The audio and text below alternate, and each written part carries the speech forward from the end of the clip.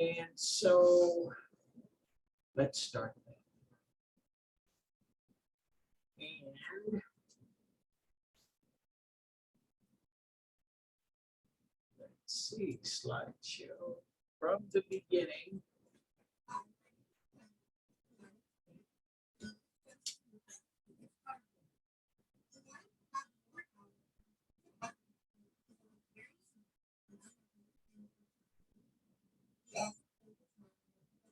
I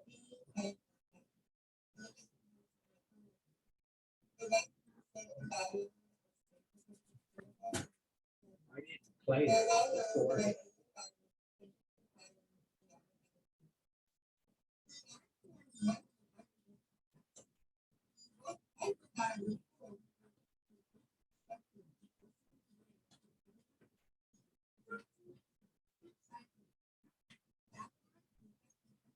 So, Elena, do you guys like to do a mixtape? Why it sounds like that. I wonder if it's this computer. Let's try a different one. It may be this computer, I don't know. We'll see if it happens here.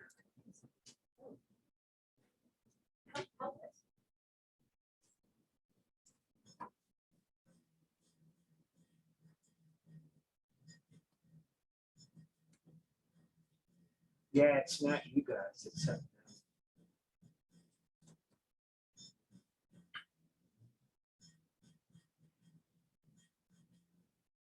else. Let's see, I need to. You guys all have your microphones.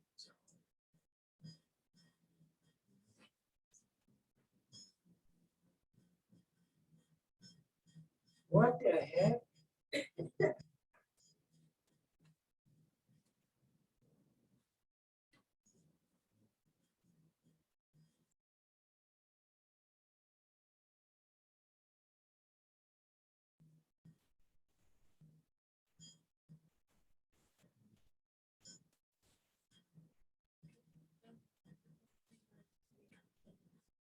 I'm sorry, kid.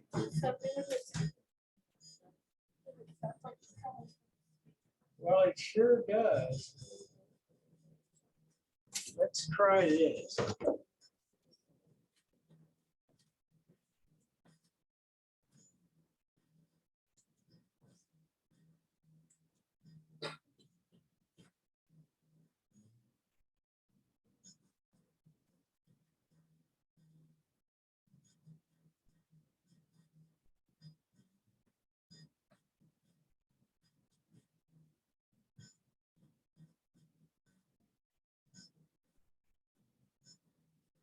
Yeah, I even turned off the overhead.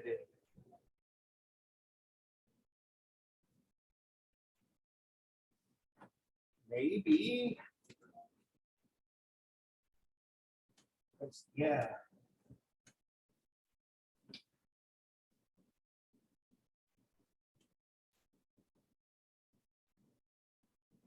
I'm telling you. Not like I like to blame everybody else for my problems, but we have a lot of people using this equipment, and sometimes they don't use it properly or something. And especially when I got people bringing in their own laptops to try to connect into this. But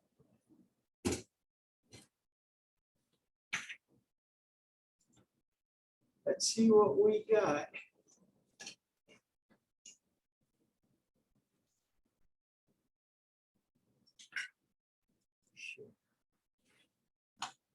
And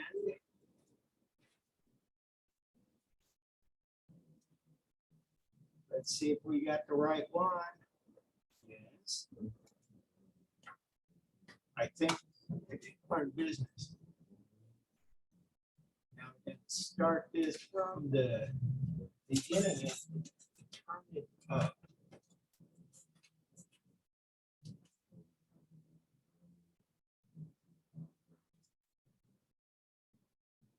Okay.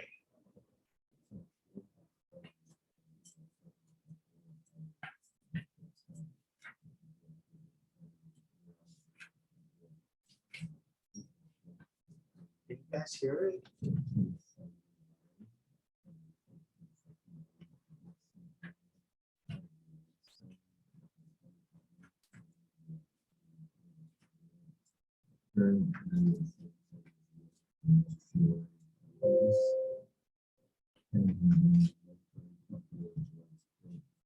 I'm gonna start this over. Hopefully this will be the last.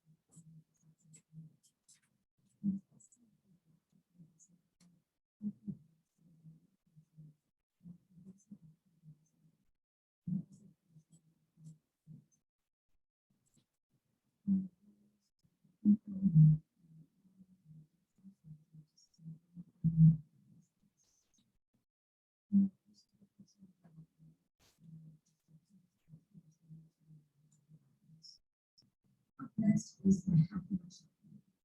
This chapel is located on the second floor of the temple, southern entrance. Chapel was considered to be one of the most powerful and well-respected. She was the dean of fertility.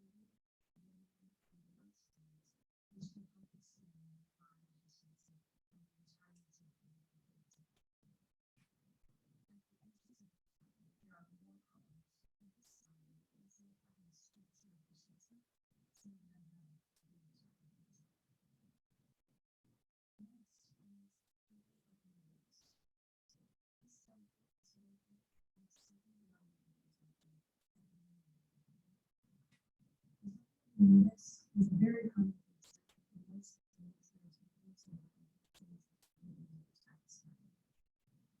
under this is the garden and the rock and this is the so now.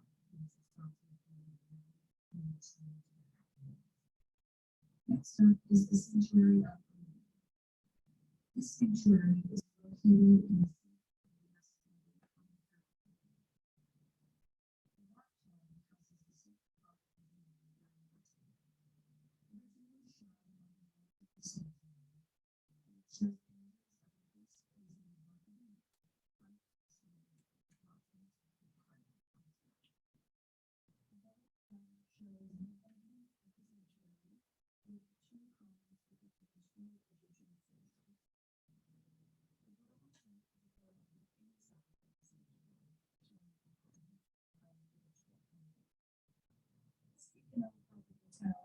this large piece of architecture is built to serve purpose. Hatshepsut built this temple to honor her achievements during her reign. She also built this temple to honor the god Olympic, her father. The term mortuary temple meant that someone was going to be buried. Hatshepsut wasn't buried at her mortuary temple. Instead, she was buried in a valley near the temple, known as the Valley of Kings. Christianity was first introduced, the temple was then used for a monastery. Here, El-Bahiri in Arabic means northern monastery. This is exactly its location. This temple is considered the closest temple to the with grandest temples and includes sanctuaries and chapels, commercial farms, and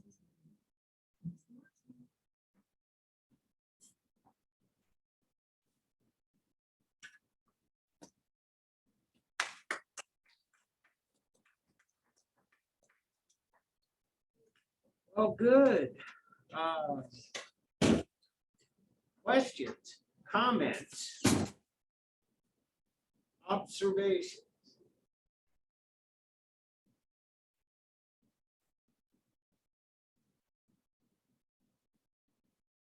Well, I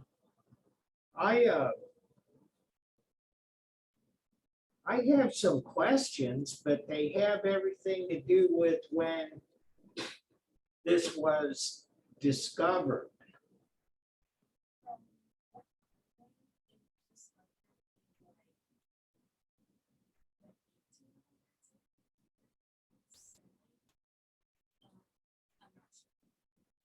Well, that kind of fits with my general idea because this is so, it's so prominent in the landscape. And it was one of the early ones that Western archaeologists actually started looking at. Many of the other discoveries came much later and are still happening now. But, you know, this is almost as obvious as the Sphinx or the pyramids. Those were the ones that we knew.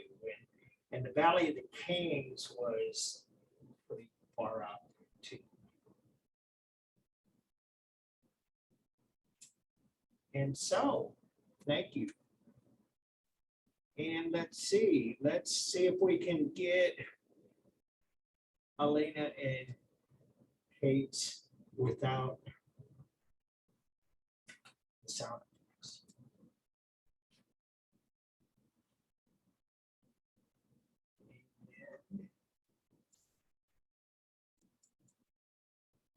From the beginning, Hi, my name is. this is what we want. And, oh, don't tell me. Elena.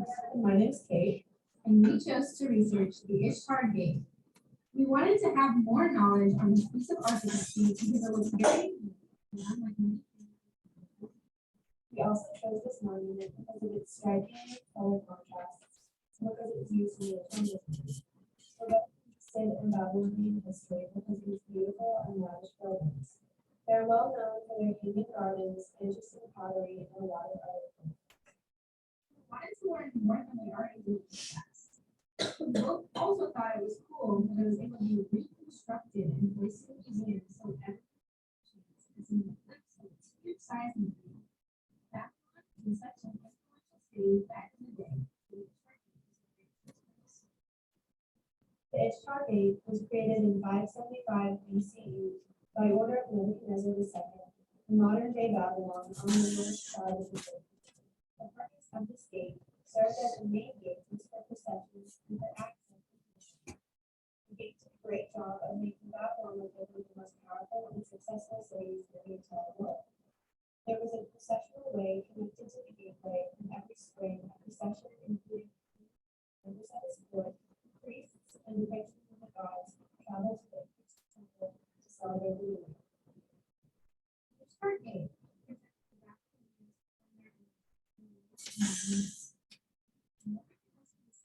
reigned from 605 to 562 BCE, and sought to construct such a gate for the duration of the Babylonian. Babylon was polytheistic at this time and worshipped many gods like the goddess Ishtar and deities like Marduk and ADAH.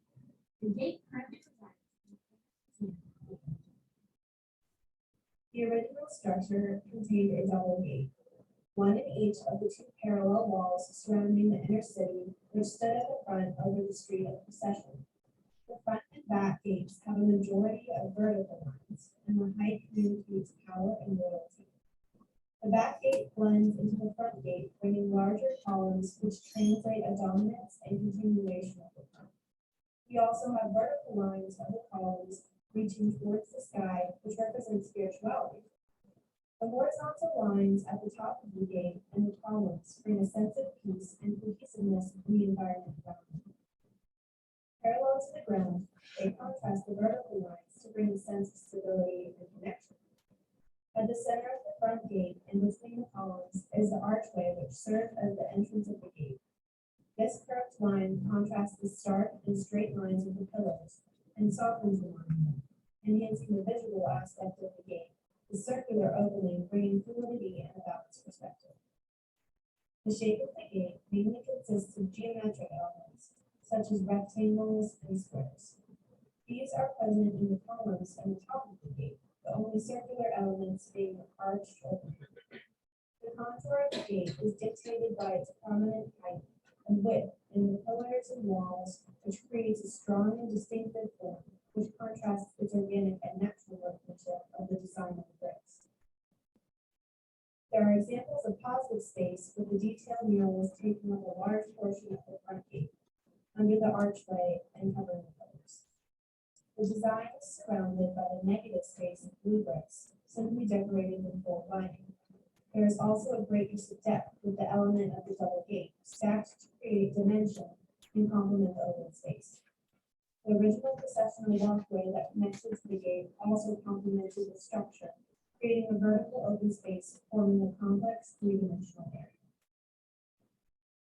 The main obvious color covering the entirety of this gate is blue.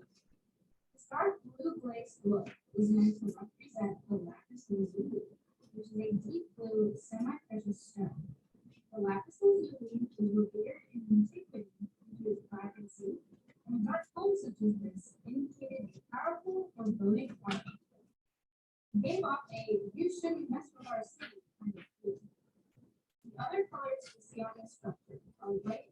wisdom too.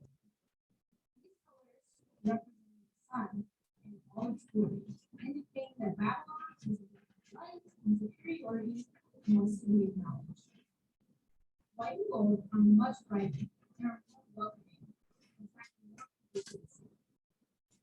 Textures of this gate are dominantly with wood glazed detailing of the bricks, with the gold and white plated designing both emphasize protection on quality. The more prominent textile features are the bulls and dragons. The bulls represent the god ADAH, while the dragons represented the god Ishtar.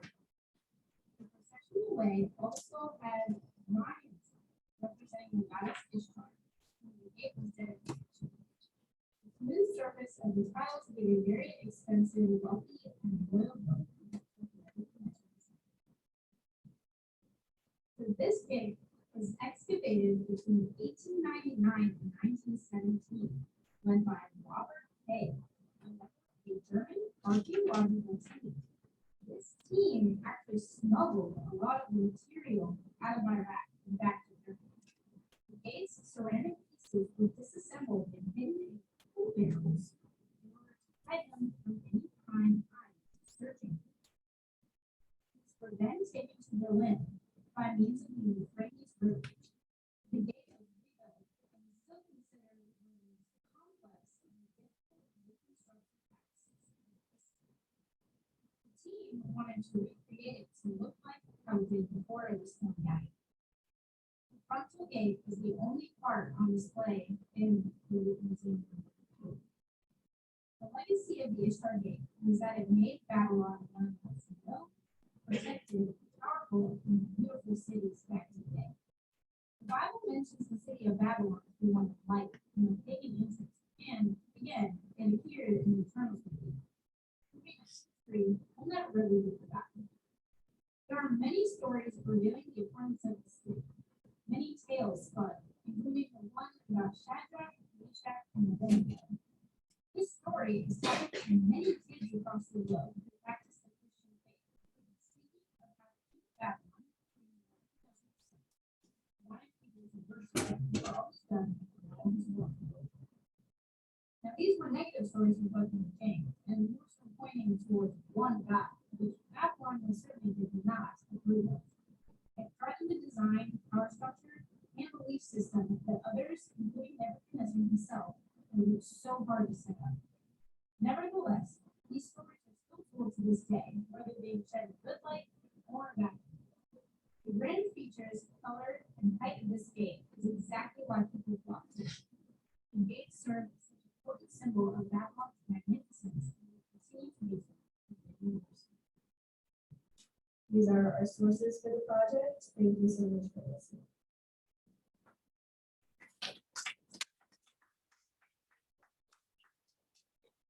Questions, comments, observations?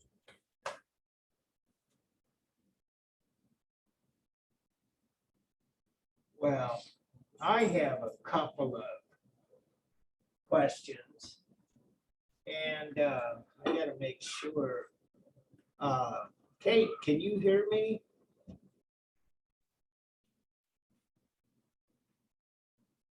Maybe not. So Elena, I guess we're gonna. Good.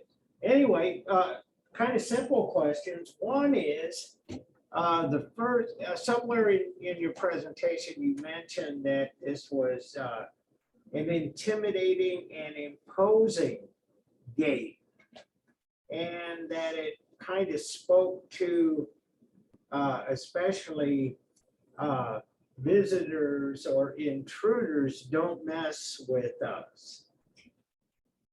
I think that you guys said it kind of like that.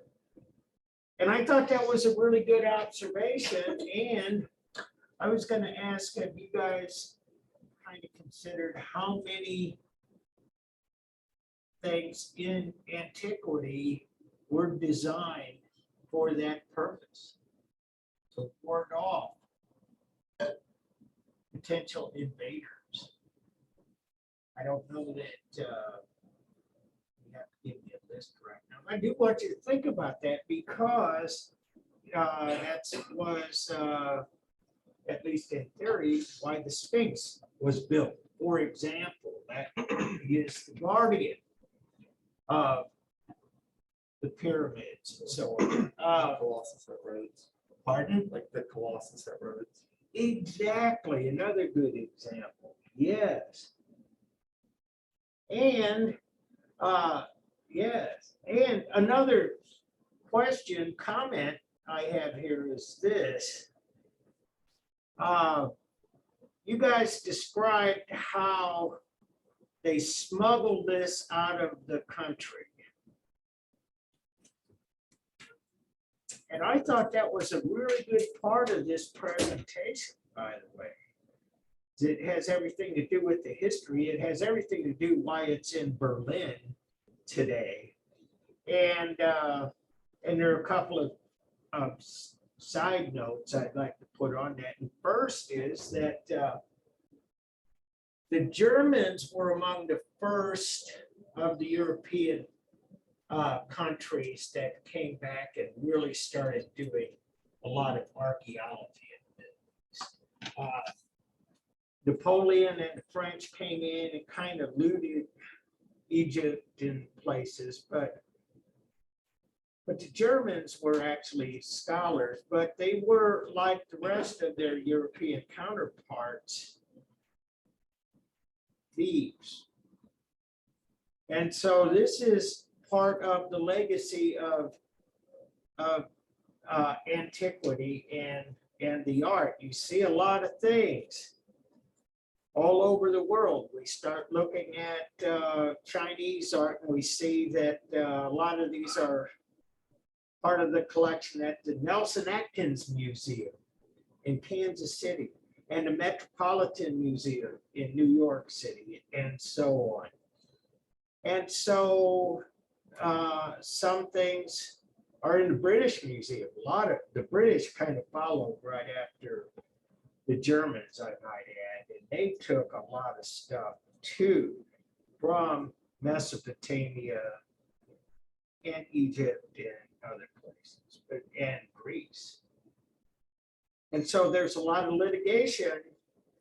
There's a lot of things that are disputed as in terms of ownership.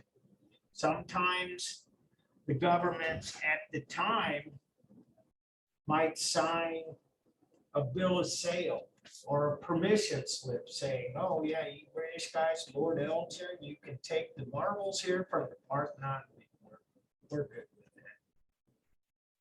that. And so the British Museum said, we saved the Parthenon's pediment sculptures. Greece says no. So anyway, this falls into that category. Good job, you guys. And let's see. Oops.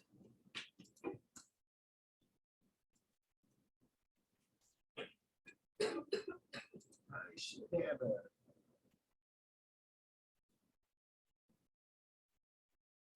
Let's do it this one. So, Tony, we got yours up here.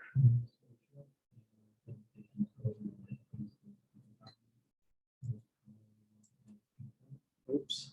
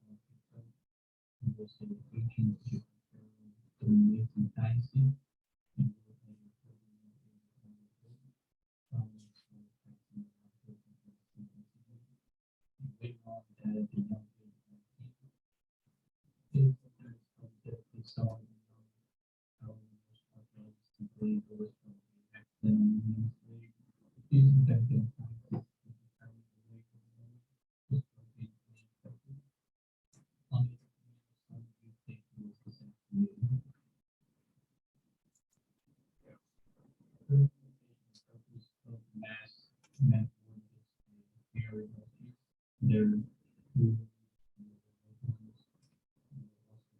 since entirely and kingship. Also, patient after vascular use for ritual, in this case, death mass was cover space to allow spirits to recommend body after death. Also, scare away any evil spirit.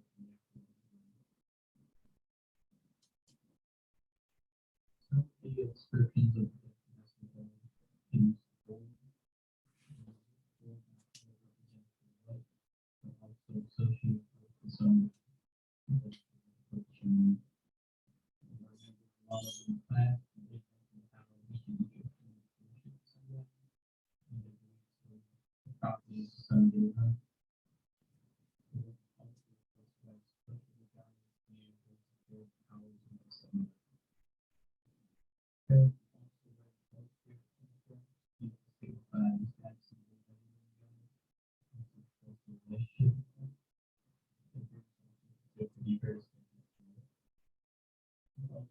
also associated with Osiris, which now is the god of the world.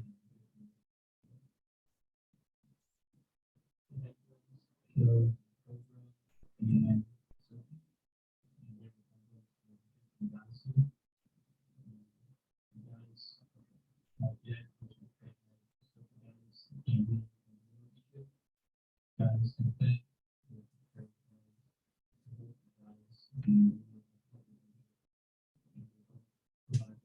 protection. Makeup creates the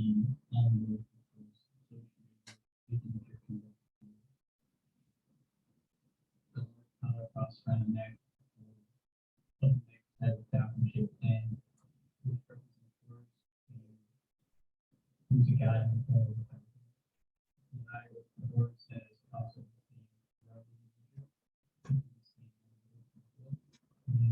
right of the eye, which sits on the left represents the moon. On the back of the mask was a script from the book of the Buddhist, which was later the symbol of the spirits in the world. The legacy of the mask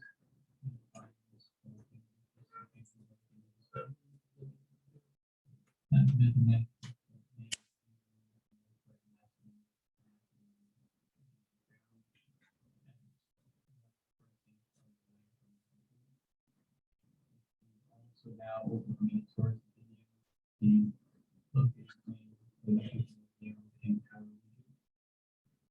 it's also the legend of the curse of Paris became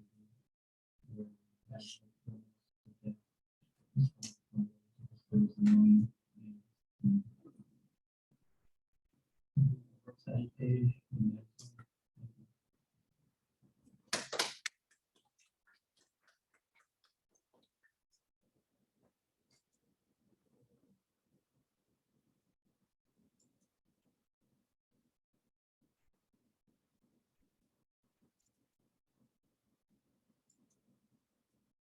Darn. I just X'd out everything. Questions, comments, observations?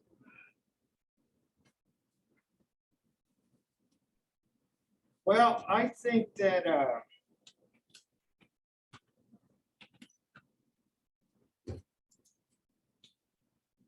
I got something I want to share.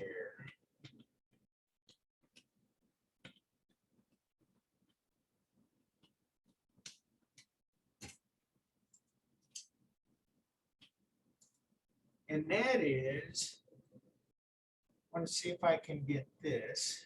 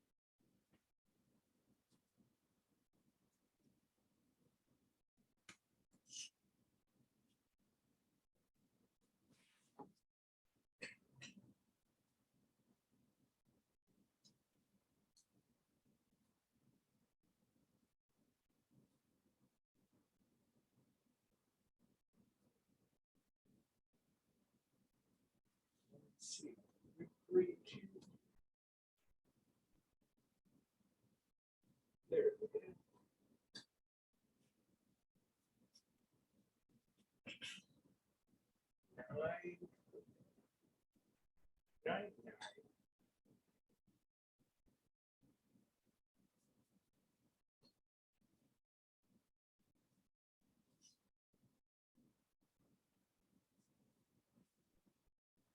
All right.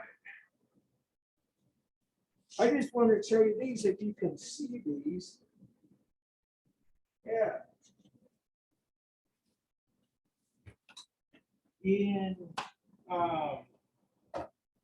December 2017, which is what, 4 years ago now, they had a show at the Science Center, and it was King Tut's tomb, and it had replicas of everything that they found in the tomb.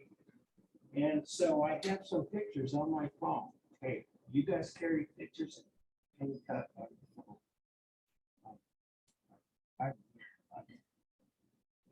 And so here are the mummies, and you can see that's where the death mask would be.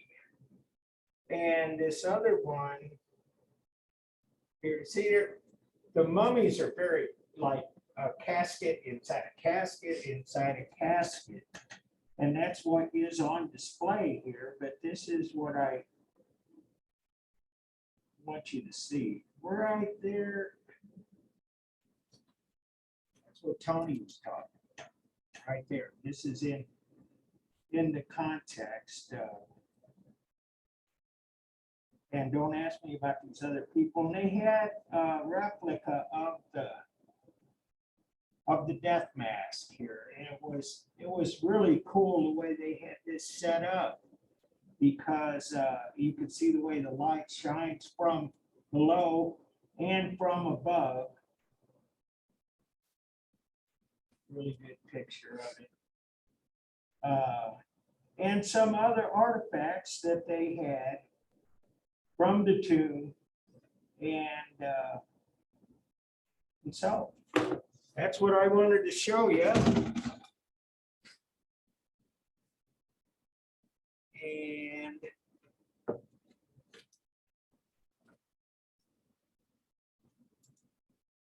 let me get back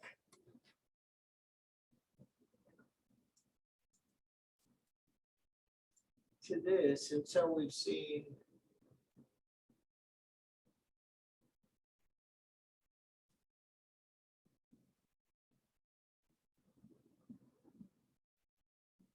we haven't seen this one.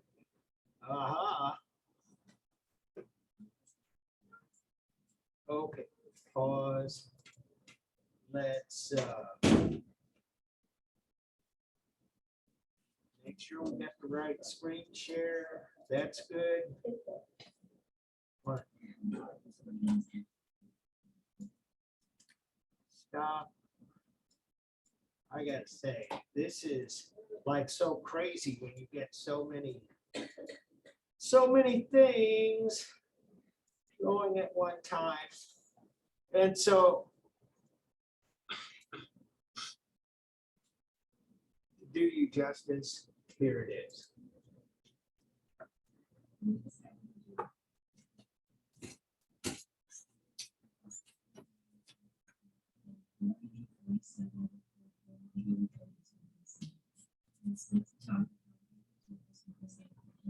You guys hear that good?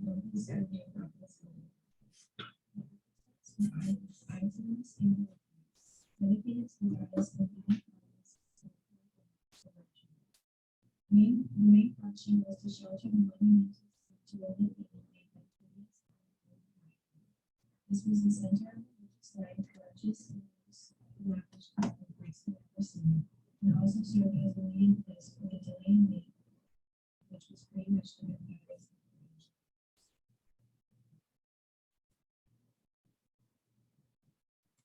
The Parthenos was a symbol of democracy. The Parthenon was the embodiment of the Athenian way, and it was larger and more popular than any other. This was built in response to the temple of Zeus in Pompeii. The Parthenon was the center for religious life in ancient Greece. Though it was made for paganism, it changed throughout the centuries. In 6th century AD, the Christian Byzantine Empire conquered Greece, outlawing pagan worship. This blocked the east side entrance, following Christian belief, and only allowed worshippers to enter the church on the west side. The statue of Athena was gone, and in her place, there was but a pulpit and a marble bishop. Then in 1458 AD, it changed again to a mosque due to the Ottoman Empire seizing Athens. Then in 1687, the Christian Holy League Empire attacked the Ottomans, causing the Ottomans to convert the Parthenon to an ammunition depot and shelter. This caused the structure to be bombarded with cannonballs and massive structural damage.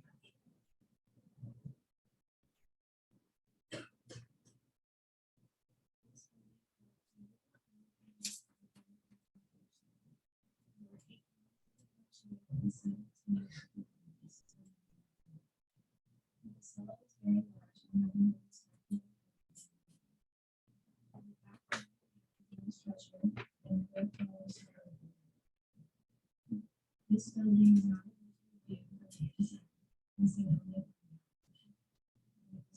to replace two previous buildings. The elements of the art of the Parthenon are due to Greek architects Aegis, Callicrates, and sculptor Phidias. The key aspects of the elements of the art were the metopes, friezes, and pediments.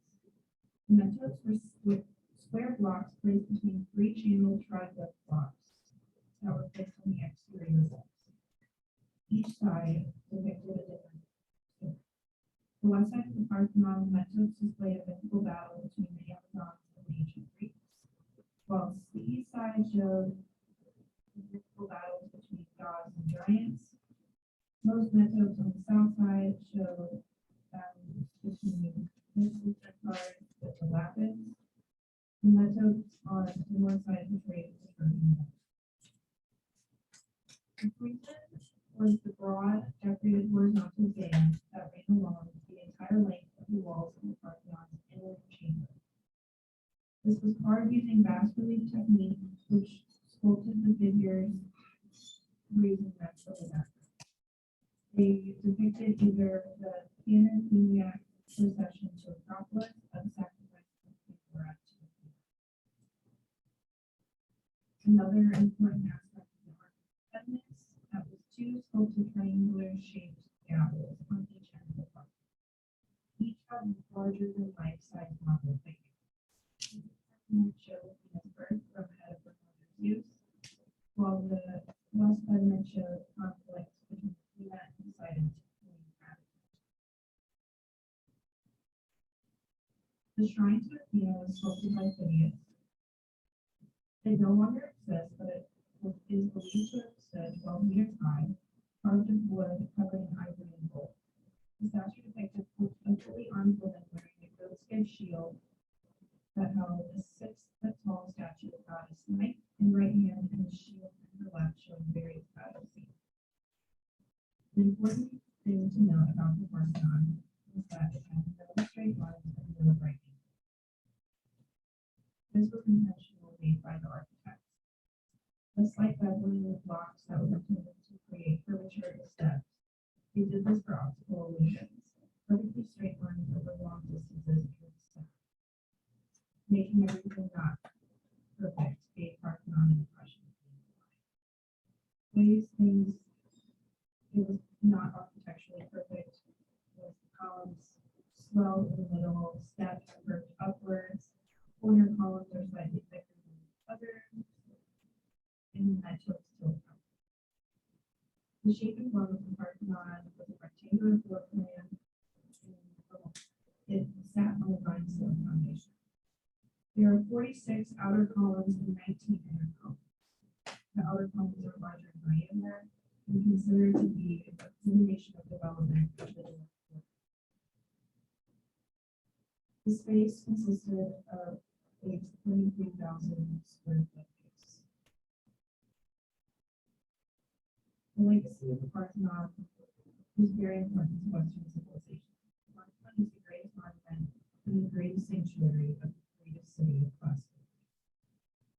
central repository of the opinions that are involved in possession. It is the physical embodiment of their values, beliefs, myths, and ideologies. The principal legacies of Greek civilization to the Western civilization. This is seen in the National Monument of Scotland, the Memorial, and the Maxwell University.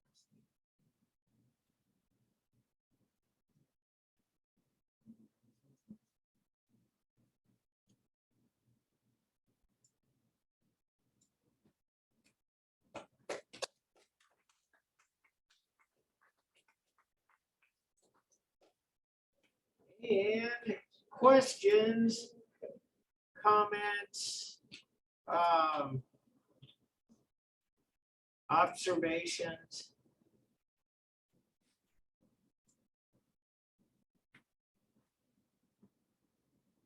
I got one, I guess.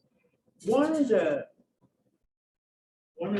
characteristics or one of the topics I wanted you to address, and you guys have done this in various ways, and that's appropriate because you have dealt with all different kinds of artwork, but that is the elements of formal analysis. And I thought you guys did a pretty good job with that because really the form is really one of the most outstanding characteristics of the Parthenon. What you guys said is exactly true, that the columns are not straight, but they look straight. They were designed so that they would look like they were precisely straight and orderly. There were no right angles, but to the eye, they looked like right angles. They understood the difference in how we perceive things and how things really are. Because why? Our eyes are curved. Our eyes, the lens is curved, and it does just like you would have on any kind of lens, some degree of distortion. Your mind can compensate for a lot of it. And actually, these Greeks understood that if they put that bow in the middle of the columns, that our mind would compensate that as being straight. And those little slight angles compensate for what we would term in later centuries linear perspective, and so on. So that's a good job. And I think, yeah, we got enough time.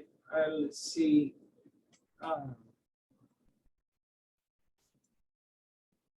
Now and Collins work here.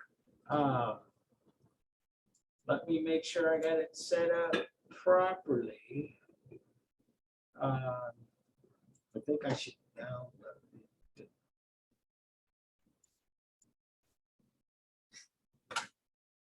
And so I apologize for all of the interruptions with the technology. This is like really pretty much of a challenge. And can I share something I was reading on BuzzFeed this morning? Things that a list of things that baby boomers do that need to go away. And I am a baby boomer. And one of them was, boomers don't want to learn how to use technology. My dad won't even get Wi-Fi. So, just saying, I'm not like that. And so, let's see. Slideshow, come on. I'm going to make sure I got the right share. Yeah, we're good with it. From the beginning.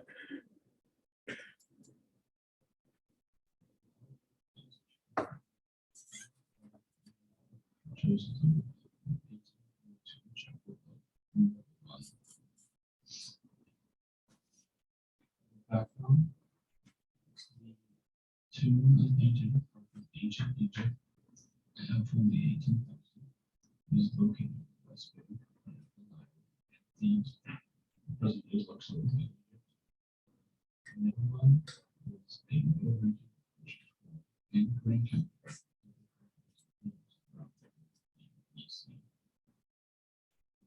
The tomb was discovered in 1820.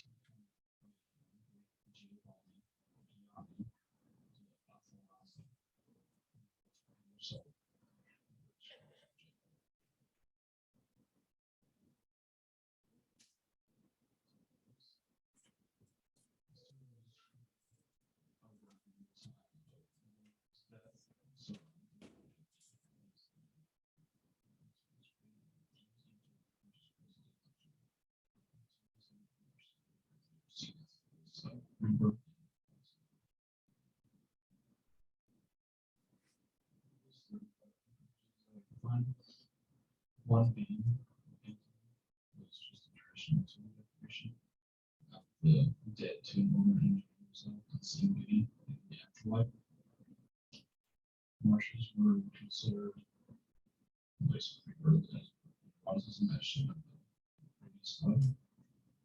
And hunting animals, which could represent his triumph over versus nature as the dragon. It was believed that he would born that he would so that he could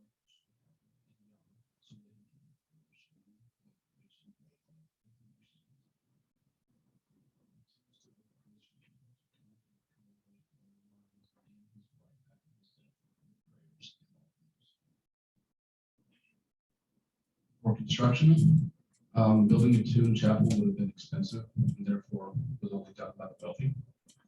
The majority of ancient Egyptians cemeteries, chapel. Nehuman's tomb was cut in the desert hills opposite of the city of Thebes. Cut into the tomb out of the rock using front tools. The walls and stones of the tomb were then covered in a layer of mud plaster, followed by a layer of white plaster. This provided a smooth surface for painting the tomb. The tomb was painted by a team of artists. They would sketch out designs and figures before painting the final thing. Sometimes sketches can still be seen, showing how the artists changed their minds. The signature in the margin is beautifully rounded with sharp edges and broad color. Liberman stands in a powerless boat. His wife stands at his right, his barrel sits under him, and his cat comes to his left. So this shows how he wanted to be remembered as well as what he hoped for his afterlife. So because of hunting close and tool, Liberman sits at forward. His right, like you can see in the painting, his right hand holds the 3D code heroes used to earn the attract word. Also, in the other hand, he holds 3 sticks, use it to hunt and kill birds.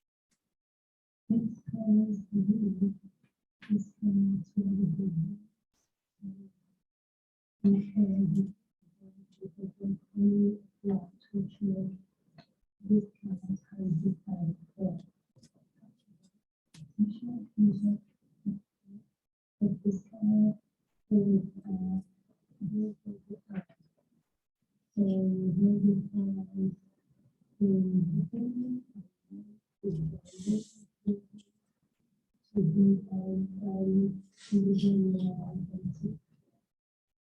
can see here, the dental business is located in the commercial engineers. And cumulative benefits from the relatively uncertain. And the most company social interesting. Or this is the social to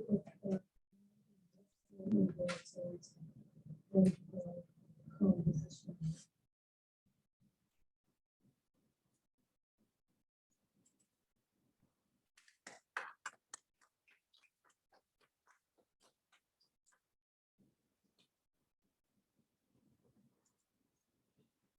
So. Questions, comments, observations?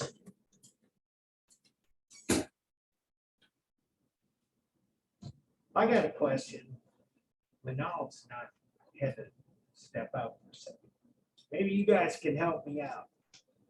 This guy was a grain counter. Do you see that?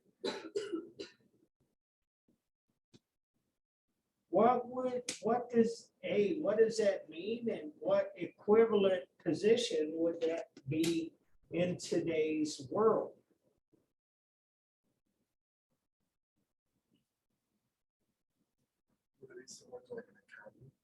Well.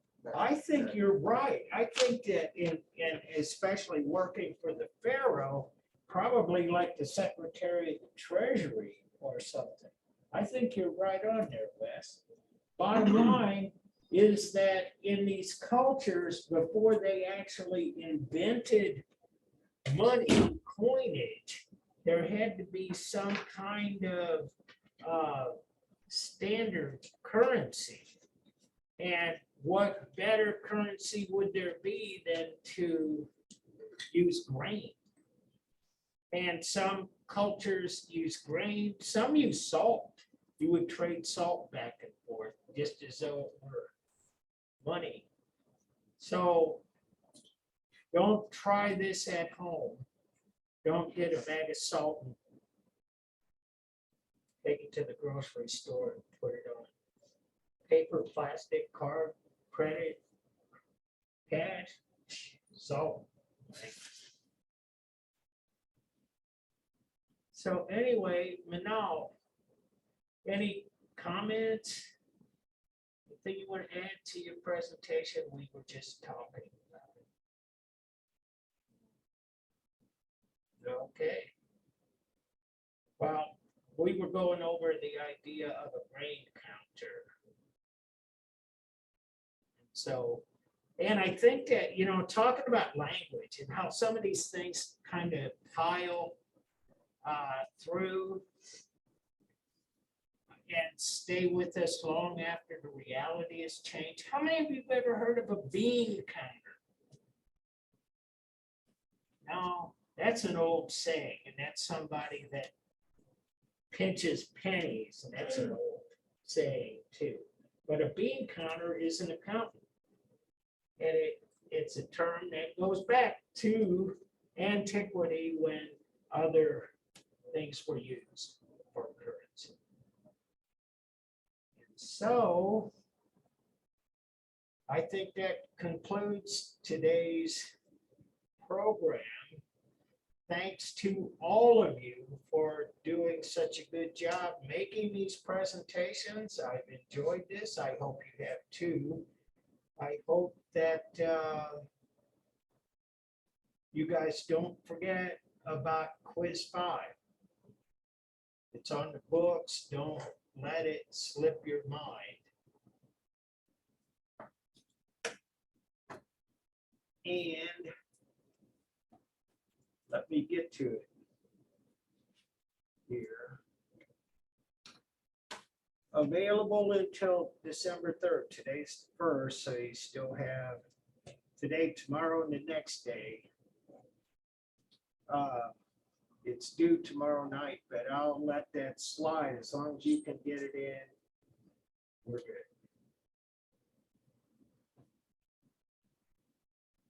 So, have a happy weekend. I'll see you guys on Monday. And we'll finish up strong.